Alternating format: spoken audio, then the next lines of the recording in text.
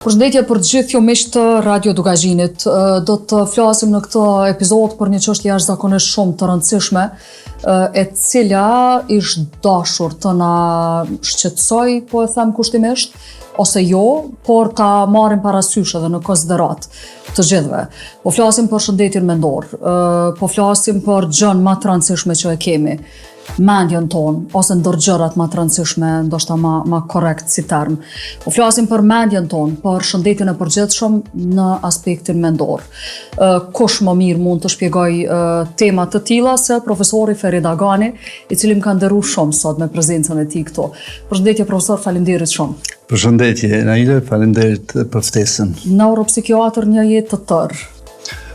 Hyna në vitin e 42. 42. Po kader zoti me pas mundësi me ushtru këtë profesion shumë fisnik, i cili me vërtet është afër njerëzve në nevojë, dhe atë në nevoja specifike. Nevojat shëndetësore janë përgjithshme dhe janë të ngjajshme prej njeriu të njeriu, për shembull me probleme të rrugëve të frymarrjes, ose me zemër, ose me veshk, ose me çfarë do organi tjetër. Kemi disa shenja të njëjta. Po, janë të ngjajshme e tjerë. Mirë, po kur pyetje shëndetin mendor, do kemi një fushë e cila është shumë specifike, është shumë individuale, kërkon qasje shumë të personalizuar dhe kërkon ndjeshmëri të madhe nga ana e terapeutit. A është më e rëndësishmja, profesor, se thash në hyrje që më e rëndësishmja, mandej thash ndër më të rëndësishmet, a është më e rëndësishmja prej gjitha? Unë mendoj se ka rëndësi të veçantë, kisha me thonë tash, mos me thonë më e rëndësishmja se mandej kolegët edhe qytetarë që kanë probleme në sisteme tjera të organeve më thonë jo, dhe këto janë rëndësinë e madhe. Natyrisht se çdo sistem i organeve ka peshën e vet edhe rëndësinë e vet, mirë po sistemi nervor dhe sistemi psikik, përfshirë edhe qenien shpirtërore të njeriut, është një sistem i cili ka rëndësi të veçantë në organizmin e njeriut, sepse ngërthen gjitha sistemet tjera. Ka ndërlidhje me gjitha sistemet tjera të organeve. Dhe si i tillë ndikon në secilin sistem. Prandaj ka rëndësinë e veçantë. Në anën tjetër, udhëhiqet nga një organ siç është truri, i cili në masën më të madhe ende është i panjohur për shkencën. Janë duke bërë studime nga dita në ditë, atë nivele të ndryshme, qelizore, deri molekulare, gjenetike për të kuptuar funksionimin e trurit, dhe natyrisht përkundër rezultateve ende jemi larg. Kur këtu e kemi parasysh edhe dimensionin shpirtëror të njeriut, pra qenien shpirtërore të tij, atëherë kuptojmë se sa i pasur është ky mjedis dhe sa i kujdesshëm duhet qenë kur trajtohen këto shërbilime. Dhe prandaj më lejo mu mos me qenë kaq modeste sa ju, edhe me thonë që jo ndër më të rëndësishmit, po më i rëndësishmi. Kemi parë, profesor, në fakt çka është shëndeti mendor, se në jo pak raste kam dëgjuar intervista, deklarata që ankohen për dhimbje zemre, ankohen për dhimbje barku, stomaku, ankohen për dhimbje prej më të ndryshmeve, në fund del që ka të lazhet shëndetit mendor. Ashtu është. Pra shëndeti mendor në esencë është një sintagëm e cila mundohet me përshkru shëndetin e trurit si organi udhëheqës i sistemit psikik dhe nervor. Pra truri dhe sistemet nervore, fijet nervore që dalin prej trurit. Dhe këto fije nervore që janë gjitha të ndërlidhura me trurin, shtrihen në tërë trupin. Dhe atë nëpërmjet dy sistemeve nervore kryesore, periferik dhe sistemit nervor autonom vegetativ. Ky periferiku më tepër ka të bëjë me lëvizjet dhe përjetimet e vetëdijshme të njeriut dhe gjymtyrëve. Pra të ti në ratë parë dhe gjithë trupin, ndërsa sistemi nervor autonom vegetativ ka të bëjë me përcjelljen e impulseve nga truri në gjitha organet e brendshme, pra rrugë frymarrjes, zemër, lukth, në diafragëm, në zorë, në mshikës në urinës, etj. Pra është pjesë e pavetëdijshme e sistemit nervor, dhe në këtë sistem nervor autonom vegetativ shkarkohen lloje të ndryshme të energjive të cilat prodhohen në tru. Energji cilat ende nuk janë të sqaruara mirë në aspektin shkencor. Do të thonë ekziston kjo çështja e energjisë. Patjetër se energjia, për shembull energjia elektrike, elektriciteti. Jo, e kam fjalën në lidhjen me trurin, shpirtërorën, organizmin. Po sigurisht, për shembull në tru na kemi energji elektromagnetike, pra kemi valë elektromagnetike, mandej kemi energji bioelektrike, ka bioelektricitet, ka energji kvantike. mendohet të një lloj energjie psikike që ende nuk është e definuar në aspektin shkencor. Ku e kemi, ende nuk kemi afru bile energjisë shpirtërore. Ta marrim ajo pjesë, as nuk kemi ofru. Shkenca që është ofru madje edhe nuk e pranon shpirtin, ekzistimin e shpirtit në trupin e njeriut, nuk e pranon fare. Edhe me definicionin e Organizatës Botërore të Shëndetësisë, kur definohet shëndeti, thotë shëndeti është gjendje e mirëqenies së përgjithshme, biologjike, psikologjike dhe sociale.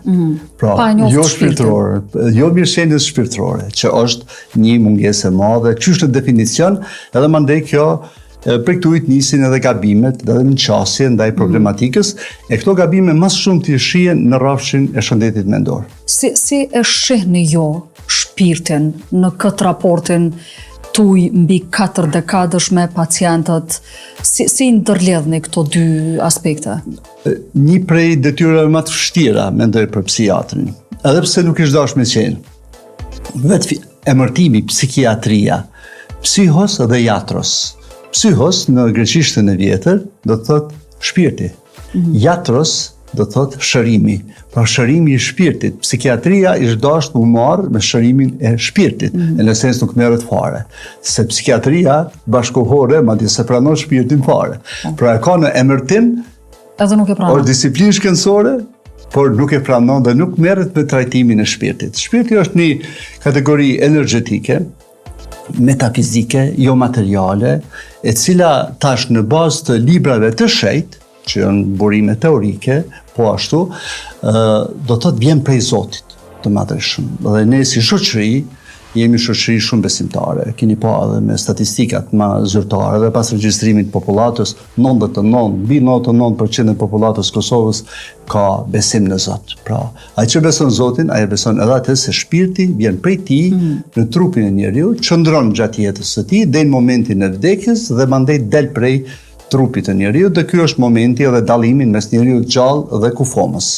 Pra shpirti e bën dallimin mes njeriu të gjallë dhe kufomës. Por shkenca këto nuk e thot. Thot një klinicist, si që unë, që kom punu, që u bo ma shumë se 40 vite, edhe në lamin e neurologjisë, edhe në lamin e psikiatrisë, ju ballafaqu edhe me vdekjen e pacientëve në shumë raste, veçanërisht atyre neurologjik, natyrisht, por edhe me sëmundje të rënda psikike, ku dimensioni shpirtëror i njeriut është evident dhe është shumë e qartë se ky dimension është shumë i rëndësishëm për shëndetin e njeriut, dhe mendoj se kur flitet për shëndetin mendor, stacioni i parë për cili duhet nisur është mirëqenia shpirtërore. Pra duhet njeriu të jetë më së vetëdijshëm për çështjen e tij shpirtërore dhe mandej me provu me bëu edukimin e popullatës nga ana e ekspertëve lidhur me ndërlidhjen e shpirtit me materialen. Ratë parë me trurin dhe me jetën psikike, sistemin psikik dhe sistemin nervor. Dhe mandej me provu këtu me gjetë ato energjit, fuqit shpirtërore, të cilat mundin me ndihmu njeriut në momentet caktuar të jetës, kur ballafaqohet me sëmundje të rënda, organike, fizike, pra të organeve të ndryshme të trupit, por edhe të trurit dhe sëmundje të rënda psikike për t'i tejkalu ato. Energjia shpirtërore është një fakt për cilin janë shkruar me mijëra libra. Sot keni në çdo bibliotekë të njohur botërore, keni libra bestsellera të ku autorë të ndryshëm përshkruajnë përjetimet personale që kanë arritur përmes energjisë shpirtërore mi tejkalu dhe sëmundjet më të rënda, për shembull. A e kanë këtë energji shpirtërore, profesor, vetëm besimtarët në Zot, pavarësisht cilës feji takojnë, nuk është çështje diskutimi kjo? Po sigurisht. Përfundimisht, çdo njeri e ka këtë energji shpirtërore. Jo vetëm besimtarët. Varet a e pranon ajo mendja. Jo vetëm besimtarët. Çdo njeri e ka këtë, e ka dhuratë prej Zotit. Edhe shpirti është sinonim i jetës, çuçi thash. Mirë po, besimtari e krijon një lidhje racionale, logjike ndërmjet trurit, korës së trurit, ku janë funksionet ekzekutive të trurit, dhe shpirtit të tij ose saj që është brenda trupit. Pra e ka një lehtësi në procesin e përbunimit të përjetimeve të ndryshme, stresogjene, traumatike që vinë në relacion me botën e brendshme ose të jashtme të të tij.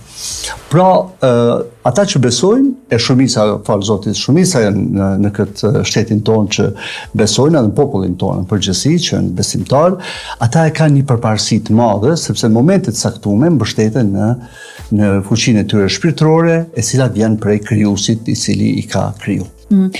Kur jemi të lidhja shpirtërore, të çështja e Zotit, fesë, a ka momente kur lidhet puna juaj profesor me besimin në fe? Në rastin konkret ne jemi shumicë muslimane, ka njerëz që kërkojnë shpëtim te hoxha ose te prist tjerë fetar? Po puna e psikiatrit është shumë e ndërlidhur me dimenzionin kulturor të qytetarëve, pra klientëve të tyre, për dallim nga shumë mjek tjerë, pra të disiplinave të tjera, ku ky dimension kulturor nuk ka rëndësi parsore, në psikiatri ka rëndësi jashtëzakonisht madhe, sepse stigma ndaj psikiatrisë, stigma ndaj smundjeve psikike është e madhe në shoqërinë tonë, ende është shumë e madhe në shoqërinë tonë, ende ne më lehtë të pranojmë një smundje të rëndë organike se sa të pranojmë se kemi një smundje të rëndë psikike.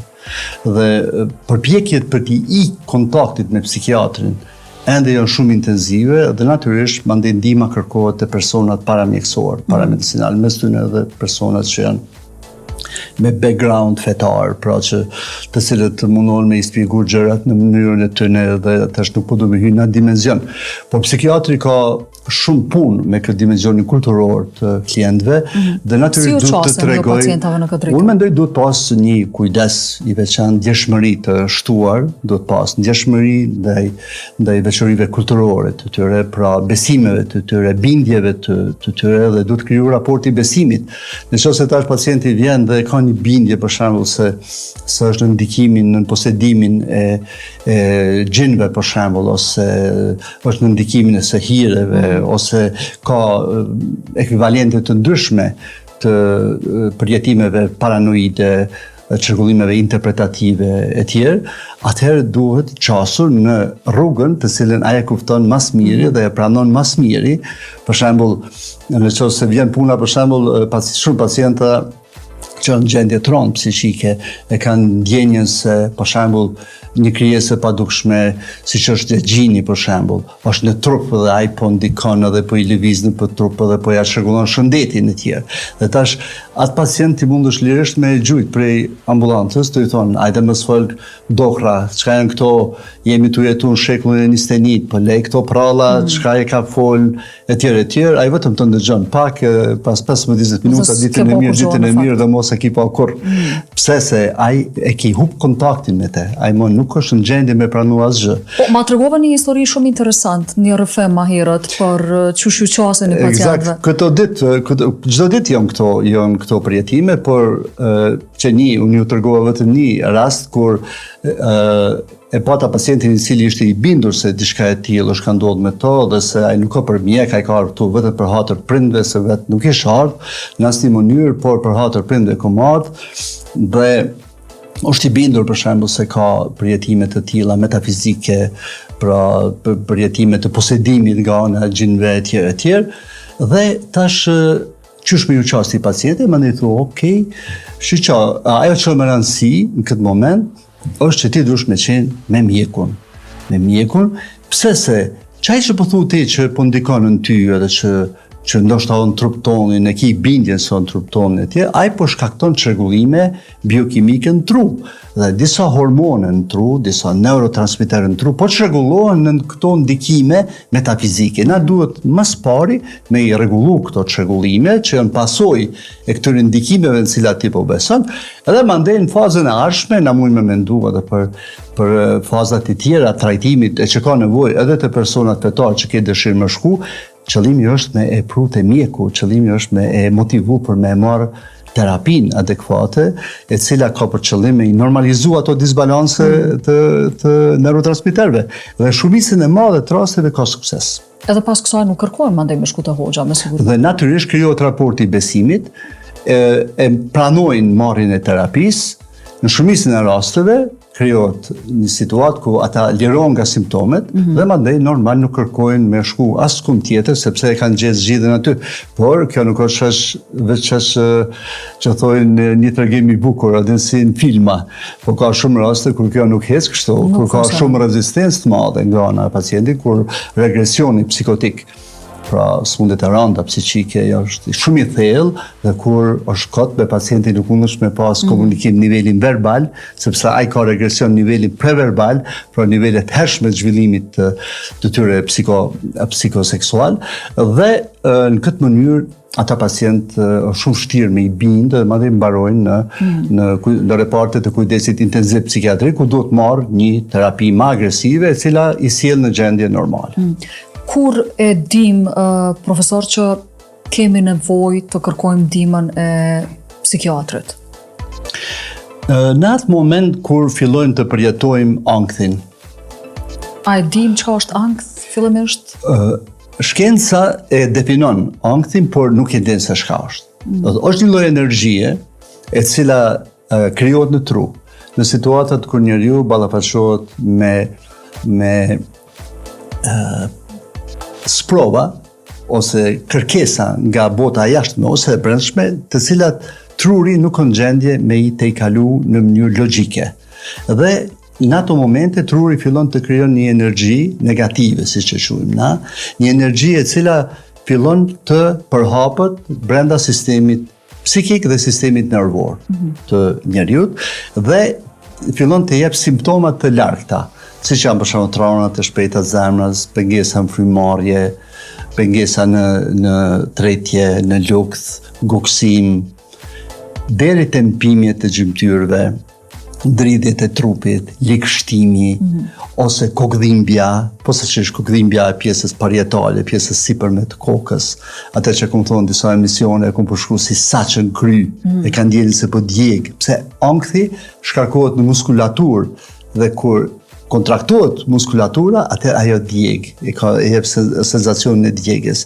Kur fillojnë mu hetu këto simptoma të ankthit, që është si ankth signalizues, se llojet e ankthit janë prapë të ndryshme, edhe varësisht nga teoria që e shpjegon konstruktin psikik të njeriut, ka lloje të ndryshme të ankthit, por këtu po foli për anktin signalizues, i cili tregon se truri nuk është diçka në rregull, po ka vështirësi mu ballafaqu me kërkesat, të cilat po ja vën përpara njeriu ose bota reale ku ai njeri jeton edhe funksionon. Do të thonë, këto duhet me marrë seriozisht vetën. Në këtë moment do të kuptoj se kem nevojë mu konsultu me ekspertin. Kam të qartë. Për ndryshe, profesor, se ka kaq shumë tema që po du me i diskutu së fundmi, fatkeqësisht në Kosovë kemi pa raste të vrasjeve, vetvrasjeve, goxha të shtume. Çka ndodh në trurin e një njeriu kur vendos t'i bëj kaq vetës ose dikujt në shumicën e rasteve personave më dashur tëne si bashkëshortës, fëmijëve, ngjashëm? Bëhet fjalë për çrregullime serioze biokimike në tru, për çrregullime serioze të neurotransmiterëve dhe receptorëve në tru ku ata veprojnë. Bëhet fjalë për kontroll të dobët të impulseve agresive, pra për tolerancë të ulur, frustrative, dhe në këto raste atëherë është shumë e mundshme që agresiviteti i pakontrolluar, i cili gjenerohet në tru, që është prapë edhe agresiviteti është një lloj energjie, se edhe sipas teorisë psikodinamike të Freudit, janë dy lloje energjie, është agresiviteti dhe dashuria ose libido. Dhe energjia e dashurisë dhe energjia agresive, dhe ky balans prishet dhe agresiviteti dominon, dhe mandej ky agresivitet në momente të caktuara mund të shkojë ose kundër vetes, dhe të kemi veprime autoagresive, vetdamtime trupore deri te vetvrasja, ose tentimet e vetvrasjes dhe vetvrasja, por mund të jetë edhe i kanalizuar jashtë vetes në ata që janë përreth.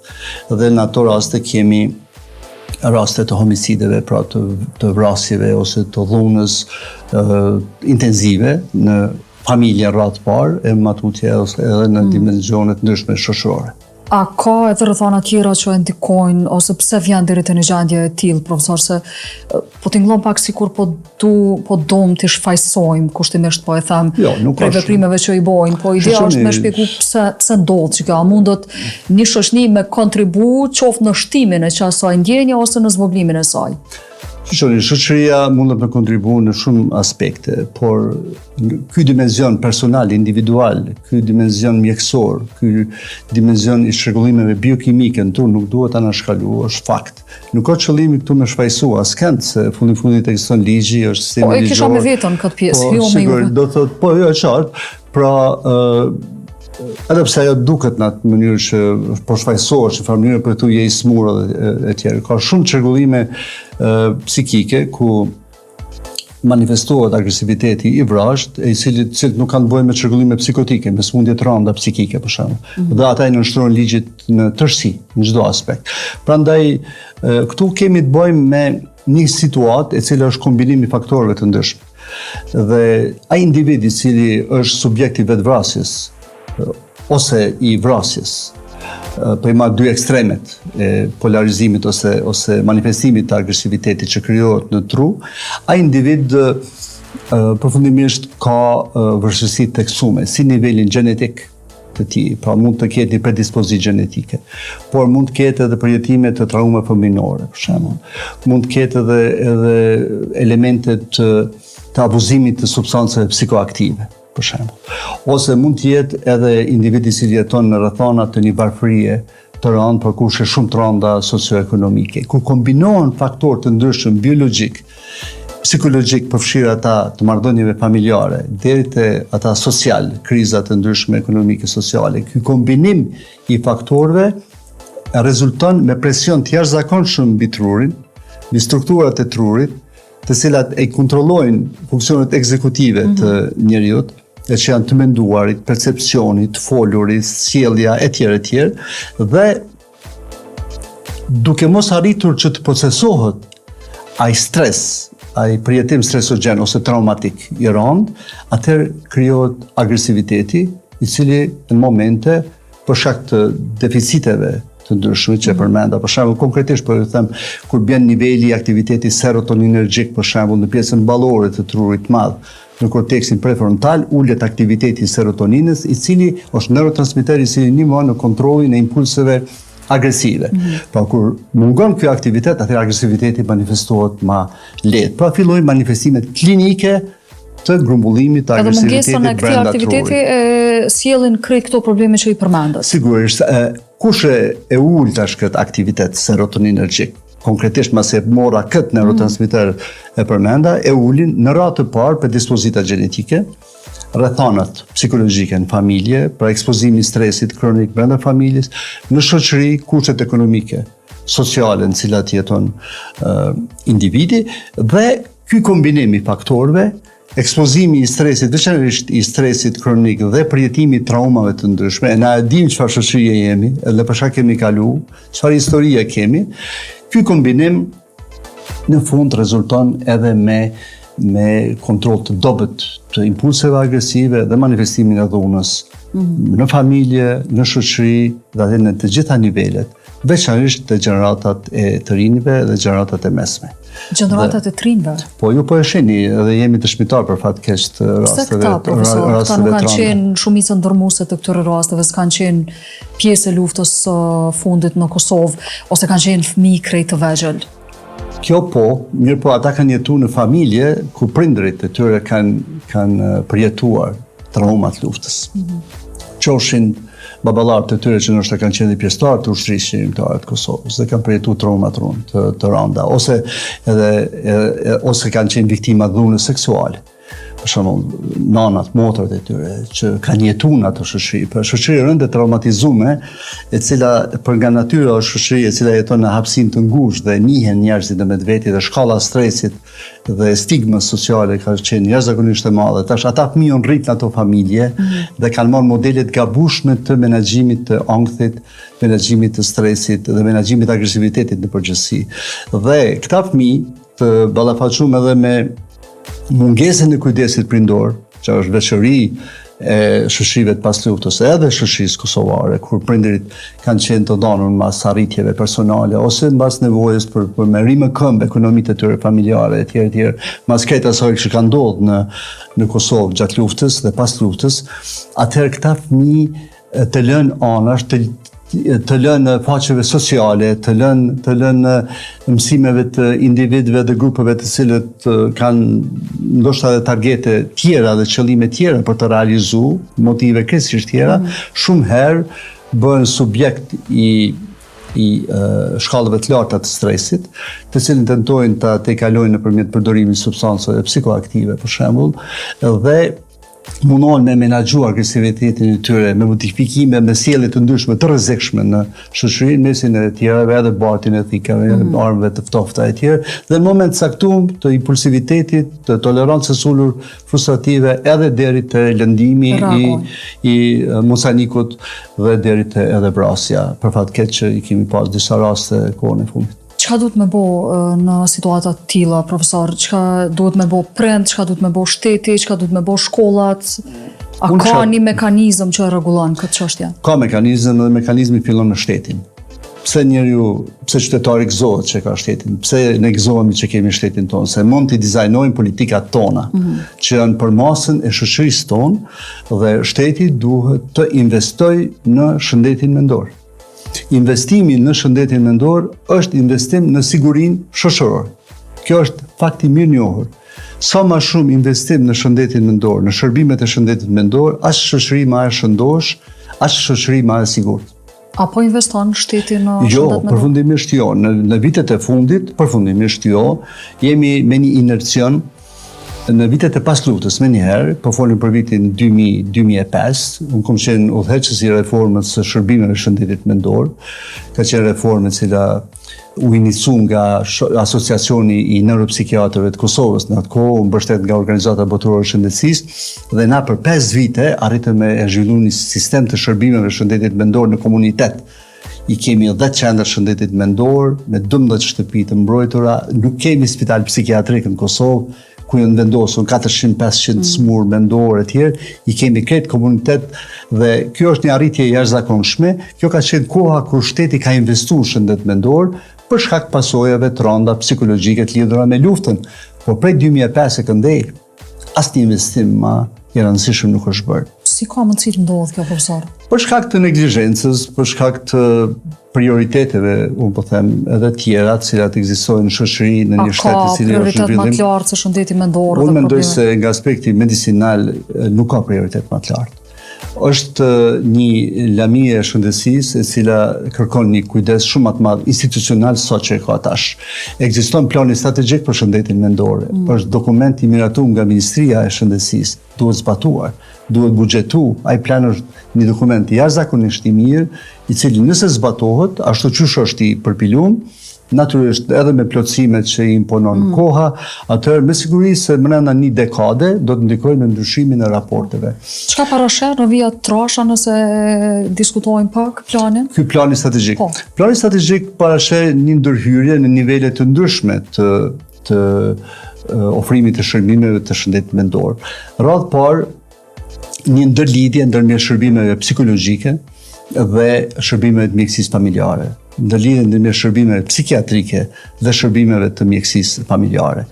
Matutje, një ndërhyrje në sistemin arsimor, modifikimin e kurrikulës, e cila do të mundsonte që fëmijët dhe nxënësit në shkollat tona të mësojnë për dimensionin shpirtëror të personalitetit të tyre dhe për rëndësinë e vlerave etike dhe morale në jetën e përgjithshme, që mungon sot në shoqërinë tonë. Jemi i vetmi shtet bashkë me Shqipërinë, është mohabit kjo, në të cilin nuk ekziston lënda e arsimimit dhe edukimit fetar.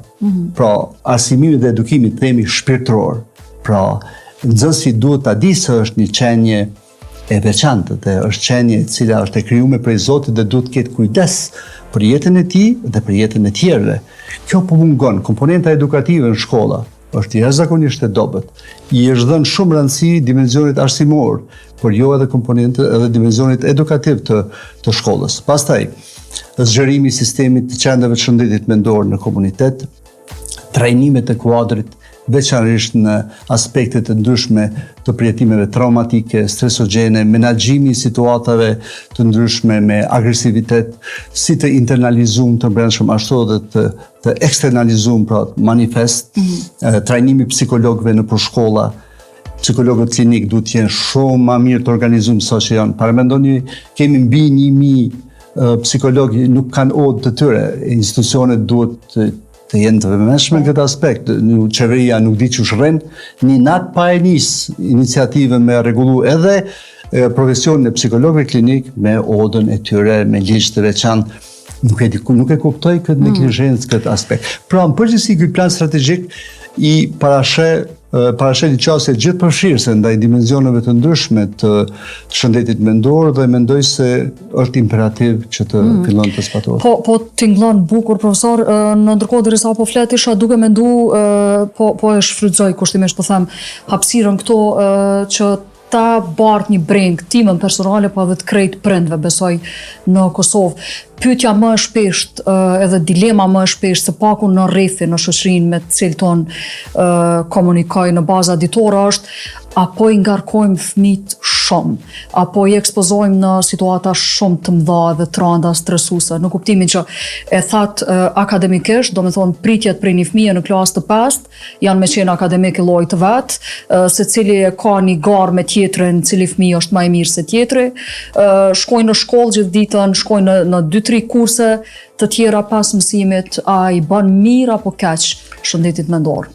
Rezultati në testet e PISA-s është përgjigje. Na tregon. Kjo tregon. Do thotë, fëmijët i ekspozon një sasie të informatave dhe njohurive në shkollë në mënyrë sistematike nëpërmjet kurrikulumeve etj. Mirë po, aftësia mësimnxënjes së tyre është shumë e ulur. Për mësimnxënje nevojitet stabilitet emocional. Fëmijët duhet qasur nga dimensioni i shëndetit mendor të tyre, fillimisht, dhe stabiliteti shpirtëror të tyre, dhe personaliteteve të tyre. E më pastaj të hyet të procesin e mësimdhënies dhe mësimnxënies. Ne i kemi kalu këtë Jemi direkt në akademik. Ne jemi direkt në nivelin akademik, jemi ka i shndrojnë në robot që duhet me ditë, me pas informata, ndërsa dimensioni emocional i tyre është i lënë anësh, por çmimi për këtë është i lartë. Dhe unë mendoj se Ministria e Shëndetësisë në radhë të parë duhet të ndezë të gjitha dritat, të gjitha alarmet e mundshme në këtë drejtim dhe të filloj zbatimin e planit që ka miratu vetë. Dhe të mos më shefet pas deklaratave politike, por të konkretisht të fillon të ndryshon gjendje. Ndërkohë derisa ministria të vendosa të ndezë këto drita të alarmit ajo, çka mund të bëjnë prindrit, profesor? Prindrit mund të kalojnë më shumë kohë kualitative, po them me fëmijë, shëllë më thonë kohë kualitative. Kohë kualitative, kohë të marrëdhënieve të mirë, filtra emocionale me fëmijën. Jo vetëm 5 minuta një komunikim i një kashëm, edhe fëmija vetëm dëgjone, jo vetëm folni, ose vetëm fëmija fole, jo vetëm dëgjoni, po një komunikim, pra të kalojë më shumë kohë me fëmijët t'i informojmë për vlerat e njeriut nga perspektiva e familjes, nga perspektiva e vlerave traditës familjare dhe fëmiu të informohet për qenien e tij shpirtërore, po folin për familjet ku besimi është vlerë, familjet ku nuk është besimi vlerë, është një tjetër situatë, po folin për shumicën e madhe absolute të familjeve, pra që fëmiu të ndjen ngrohësinë e cila vjen si nga prindi, por në radhë parë nga Zoti, dhe ta kupton që nuk ka vetëm. Sepse agresiviteti lind nga vetmia, nga izolimi, nga tërheqja, nga mbyllja. Dhe nëse fëmiu e ka gjithmonë afër prindin, Zotin afër, dashurinë e cila e rrethon nga gjitha anët, atëherë jemi duke jetuar në një mjetes shumë më të sigurt se sa që jemi të jetuar tash, kur ky dimension shpirtëror i fëmijëve dhe trive tonë është i anashkaluar në tërësi dhe fëmijët janë lënë faqeve sociale, janë lënë mësimeve të cilat janë të paverifikume dhe janë lënë fatit. Fati ka njerë din me qenë edhe i keq. Edhe rrugat e me dhonë mësime të pa të dëshiruara, le ta quajmë kushtimisht. Profesor, po e mbyll me këtë këshill tepër domethënëse për të gjithë prind që po na ndëgjojnë në këto momente. Të faleminderit shumë për kohën edhe gjithë shpjegimet që ndarën. Faleminderit për ftesën. Kënaqësia ishte imja. Faleminderit edhe ju të nderuar dëgjues, do të takohemi sërish të shtunën e ardhshme.